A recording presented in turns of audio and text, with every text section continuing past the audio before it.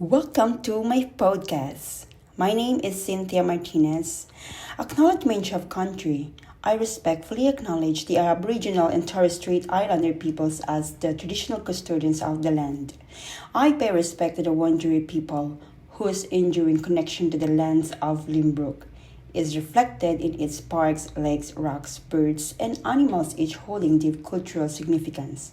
I honor the rich heritage, wisdom, and spirituality of the Wurundjeri and all indigenous communities. I extend my deepest respect to their ancestors and elders past, present, and we acknowledge the first peoples of Australia.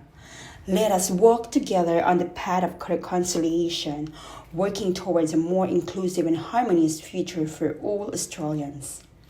This assessment task titled Aboriginal Creativity and Artefacts, Merging Natural Resources, Sound, Movement, and Drama at Banjo Paterson Reserve, Limbrook. Summary of 3 experiences. During our on-country visit to Banjo Paterson Reserve, 3 immersive experiences were created for the children, focusing on sound music, movement dance, and drama. These sessions aim to connect children with indigenous perspectives while fostering creativity through engagement with natural artifacts. Number 1. Sound and music. Children explored the natural soundscape, listening to magpies calling, rustling leaves, and the wind through tall trees. Ambient sounds inspired rhythmic play using found materials such as rocks from the lake, which became percussion tools. The setting itself became a living orchestra, and children responded creatively, mimicking bird calls and creating their own compositions. Number 2, movement and dance.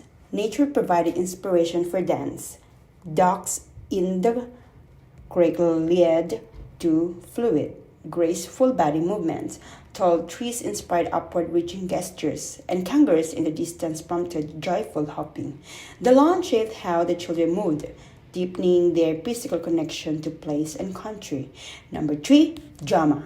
Combination of sound and movement. A historic bench served as a makeshift stage, while a wombat statue became a character in the children's narratives. Natural features, rocks, water, logs became imaginative props in storytelling. Drama brought together music and movement, encouraging role play and emotional expression inspired by indigenous folklore and dreamtime stories. Across all 3 experiences, the land itself acted as a co-educator, reinforcing the principles of learning through play, connection to country, and respect for cultural knowledge. Rational and theoretical justification. Linking to educational theory. These experiences were grounded in experiential and play-based learning theories that value child-led exploration in natural settings. Nature-based experiential learning by Lynch 2021, Kendall 2013 was evident as children engaged with the environment directly, building their understanding through touch, sound, and movement. Curiosity and imagination were sparked not by manufactured toys, but by birds, trees, and rocks. The emotional cognitive benefits of music were clear. This aligns with Dr. Baltagia's insights, UNICEF, on music's influence on brain development and emotional regulation. Delafield Bott and Trevarton 2015 highlight how movement contributes to narrative development and early communication, supporting our movement and dance session where children express stories through gestures.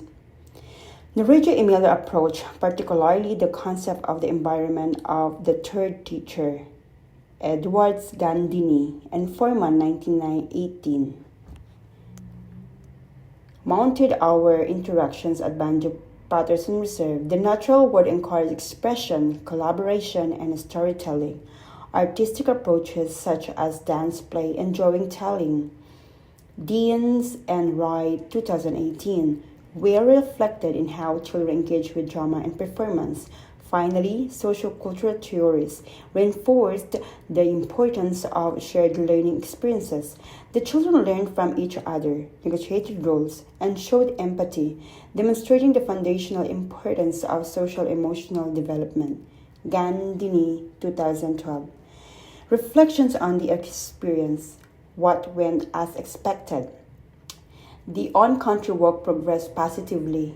Children were eager to explore, collect natural materials, and engage with each activity. They responded well to the drama and movement activities, revealing their creative instincts through sound making, storytelling, and dance. The natural environment clearly inspired a strong sense of wonder, and the children displayed a high level of curiosity and engagement. Their enjoyment validated the planning and underscored the importance of outdoor learning for holistic development. What did not go as expected? There were a few challenges. Time management proved difficult, and some activities felt rushed towards the end. Transitions between activities were occasionally disruptive. The children struggled to switch focus quickly. Prepared props and materials weren't fully utilized. Despite our intentions, some resources were too prescriptive or didn't fully match the children's interest. These experiences revealed the need for more flexible planning, better placing, and a deeper understanding of children's evolving interests during outdoor learning. What might you do differently next time? Reflecting on the visit, I would make the following changes. Allocate more time for each activity, allowing children to explore at their own pace, facilitate smoother transitions between activities through storytelling, visual cues, or music to signal change. Reconsider prop selection, focusing on open-ended natural materials that encourage creativity without constraint. Observe and gather feedback from children more actively to adjust future planning around their responses and interest.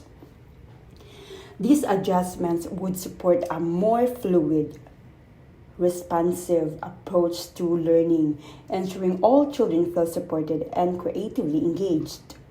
How will this growth influence my future practice? This experience reaffirms my commitment to embedding nature-based, arts-integrated, and indigenous-informed approaches in my early childhood practice. Inspired by Walling 2019 and the drama session, I plan to incorporate pretend play in natural settings more frequently. This supports emotional intelligence, communication, and creativity. Movement and dance will remain central. Children's spontaneous movement reflects not only joy but physical and cognitive development. Delafield Butt and Trevarton 2015. My understanding of the Radio Emilia concept of the third teacher, Edwards 1998, encourages me to use outdoor environments more intentionally as a space of learning and cultural connection. I will also ensure that Aboriginal perspectives are woven throughout the curriculum not as add-ons but as foundational principles of learning.